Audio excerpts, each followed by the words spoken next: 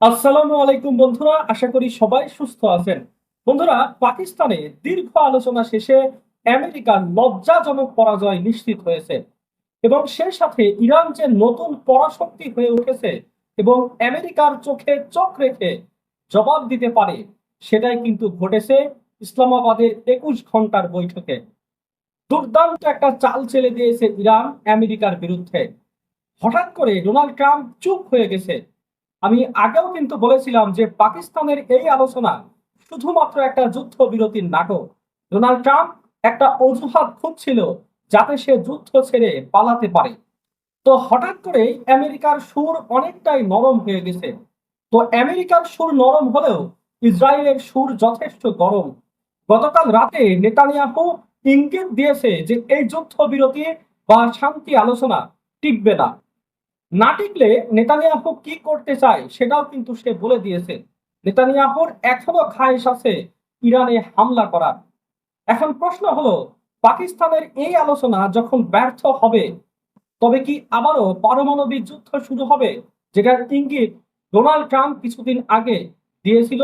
Netanyahu কিন্তু বলেছে যে আমেরিকা যদি ইরানে হামলা নাও করে, আমরা কিন্তু হামলা করব এবং পরবর্তীতে আমেরিকা বাধ্য হয়ে সে যুদ্ধে যোগ দেবে। তো কি কারণে আমেরিকা ইরানের বিরুদ্ধে কোনো চুক্তি হলো না? আসলে এর প্রধান কারণ কি জানেন? ইরান প্রধান যে দাবিটি করেছে সেটি হলো হরমুজ প্রণালীর পুরো কন্ট্রোল এখন ইরানের কাছে থাকবে। আমেরিকা বলছে যে তুমি যদি কন্ট্রোল করো তাহলে আমাকে পার্টনার হিসেবে নাও। ইরানের পার্টনার হতে চায় আমেরিকা। ইরান বলছে যে না, আমি তোমাকে পার্টনার করব না, আমার জলসীমায় আমরাই হব হরমুজের একমাত্র দাবিদার। তো এখন ব্রিটেন কি বলছে? ব্রিটেন বলছে যে 50টি দেশ নিয়ে একটা জোট গঠন করবে তারা, এবং আমেরিকা সহ সেই জোটটি হরমুজ প্রণালীতে তাদের জাহাজগুলোকে নিরাপত্তা দেবে এবং একসাথে 50টা দেশ মিলে এটা করবে। এখন প্রশ্ন হলো, ব্রিটেন 50টা দেশ নিয়ে যখন এগিয়ে আসবে, রাশিয়া আর চীন কি চেয়ে চেয়ে দেখবে, নাকি পৃথিবী আবারও তৃতীয় বিশ্বযুদ্ধের দিকে এগিয়ে যাবে এই হরমুজ প্রণালীকে ঘিরে? ব্রিটেন তার যে মিত্রদের নিয়ে আসবে, সে মিত্রদের কয়জনই শেষ পর্যন্ত টিকে থাকবে? চীন রাশিয়া কিন্তু নেপথ্যে আরো বড় খেলা খেলবে। এদিকে লেবাননে আবারও হামলা করেছে ইসরায়েল। যখন আমেরিকাতে আলোচনা চলছিল ঠিক এই সময়ে হামলা করেছে তারা। ডোনাল্ড ট্রাম্প তিনি আজকে বলেছেন যে আমরা ইরানকে সুযোগ দিয়েছি, ইরান যদি সে সুযোগ গ্রহণ করে তাহলে ভালো, আর না করলে তাদের উপরে ইতিহাসের সবচেয়ে ভয়াবহ হামলার ঘটনা ঘটে যাবে। তো বন্ধুরা, এছাড়াও ডোনাল্ড ট্রাম্প সরাসরি চীনকে সতর্ক বার্তা দিয়েছে। তার মতে ইরান হয়তো চীনের কাছ থেকে উন্নত প্রযুক্তির অস্ত্রশস্ত্র সংগ্রহ করছে এবং মার্কিন গোয়েন্দা সংস্থাগুলোর দাবি ইরান এবং চীনের মধ্যে পর্দার আড়ালে বড় কোনো চুক্তি হতে পারে। আর এটি যদি সত্যি হয়, তবে মধ্যপ্রাচ্যে আমেরিকার আধিপত্য বজায় রাখা অসম্ভব হয়ে পড়বে। আর ট্রাম্প তো পরিষ্কার করে বলেই দিয়েছে, যদি চীন ইরানকে সাহায্য করা বন্ধ না করে তবে এর ফলাফল ভালো হবে না। তিনি বেইজিং এর ওপর কঠোর অর্থনৈতিক নিষেধাজ্ঞা আরোপের ইঙ্গিত দিয়েছেন। অন্যদিকে ইরান বারবার দাবি করছে যে তারা তাদের প্রতিরক্ষা ব্যবস্থা সম্পূর্ণ দেশীয় প্রযুক্তিতে তৈরি করেছে, কিন্তু পশ্চিমা বিশ্ব এটা মানতে নারাজ। তাদের সন্দেহ, চীনের ড্রোন প্রযুক্তি এবং মিসাইল সিস্টেম এখন ইরানের হাতে আছে। তো বন্ধুরা, এই পরিস্থিতির কারণে ইসরায়েলও চরম উৎকণ্ঠার মধ্যে আছে। তারা মনে করছে ইরানের হাতে যদি আরো উন্নত অস্ত্র আসে, তবে পুরো অঞ্চলের নিরাপত্তা ব্যবস্থা ভেঙে পড়বে।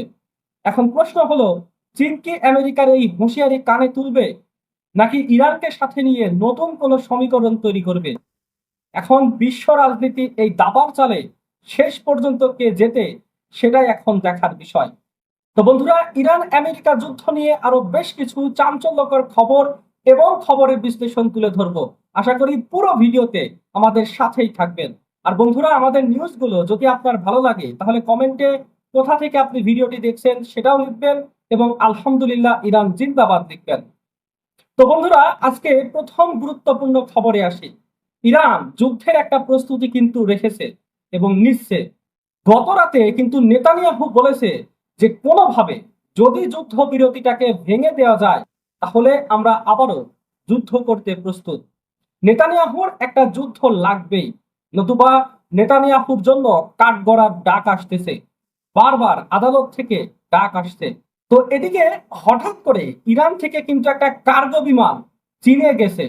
তো সেই বিমান ভর্তি করে নতুন কি কোনো অস্ত্রের সাপ্লাই দিচ্ছে চীন, সেটা নিয়ে কিন্তু প্রকাশ্যে কেউ কিছুই বলছে না। তো আবার এদিকে কিছু সূত্র দাবি করছে যে ব্রিটেন হরমুজ প্রণালীতে তেল নেওয়ার ক্ষেত্রে 50টি দেশের সমন্বয়ে একটা জোট গঠনের চেষ্টা করছে এবং সেখানে মার্কিন যুক্তরাষ্ট্রও থাকবে। এখন প্রশ্ন হলো, ব্রিটেন যদি এখানে 50টি দেশ নিয়ে আসে, তাহলে চীন রাশিয়া কি বসে বসে আঙ্গুল চুষবে?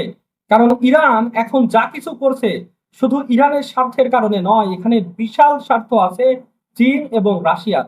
অর্থাৎ যদি আলোচনাটা এখানে শেষ না হয়, ব্রিটেন যদি 50টা দেশ নিয়ে আসে, তখন তো এই হরমুজকে নিয়েই নতুন বিশ্বযুদ্ধ শুরু হয়ে যাবে। পরাশক্তি আমেরিকা, ইরান, রাশিয়া, চীন, হয়তো ইউরোপের ফ্রান্স, ইংল্যান্ড, জার্মান, আরো কিছু দেশ আছে, বাকিরা জোটে থাকলেও তারা বড় শক্তি দেখাবে না। ইতিমধ্যে ইউরোপ কিন্তু ভেঙে গেছে, টুকরো টুকরো হয়ে ভাগ হয়ে গেছে। ট্রাম্পের সিদ্ধান্তে কেউ কিন্তু এগিয়ে আসেনি, কিন্তু তারপরও আমেরিকার ভাইস প্রেসিডেন্ট জেডি ভান্সের যে অ্যাপ্রোচ আমরা কিন্তু দেখেছি গতকালকে, এই আলোচনা চুক্তিটা যদি নাও হয় তবুও কিন্তু পরবর্তীতে অর্থাৎ 10 দিনের ব্যবধানে আবারও একটা আলোচনায় বসা যেতে পারে, এমনটাই কিন্তু অনেকে বলছে। এখন ইরান বলছে যে আমরা যে প্রস্তাব দেওয়ার দিয়েছি এখন বল আমেরিকার কোর্টে, আমেরিকা বিবেচনা করুক, তারা যদি তাদের কট্টর পজিশন থেকে সরে আসতে পারে, আমাদের ইউরেনিয়াম আমাদের কাছেই থাকবে, আমাদের হরমুজ আমরাই নিয়ন্ত্রণ করব, তাহলে আমেরিকার সাথে একটা চুক্তি আমাদের হবে। এখন পরিবেশটা এখনো কিন্তু ভালো আছে, কিন্তু পরিবেশটা ভালো রাখতে চাচ্ছে না আরেকজন ব্যক্তি, তিনি হলেন এই নেতানিয়াহু। সে গতকাল রাতে বলেছেন যে আমরা তো ইরানের বিরুদ্ধে হামলা করার এখনো আমাদের স্বাদ এখনো মেটেনি, আমার আরো অনেক জায়গায় হামলা করার ইচ্ছা আছে, আমি তো এখন ইরানকে এইভাবে ছাড়তে পারি না। নেতানিয়াহু মানচিত্র ধরে ধরে দেখাচ্ছে যে তার আরো কোথায় কোথায় আক্রমণ করার ইচ্ছা। যদি ইরানে আবারও ইসরায়েল আক্রমণ করে, যেটা সম্ভাবনা এখন অনেক বেশি, আমেরিকা যদিও চাইছে যে আরেক দফায় আলোচনা হোক, মীমাংসা হোক, কিন্তু যে কোনো সময় ইসরায়েল একটা হামলা করে দিতে পারে। সে অবস্থায় ইরানের প্রস্তুতি আসলে কেমন?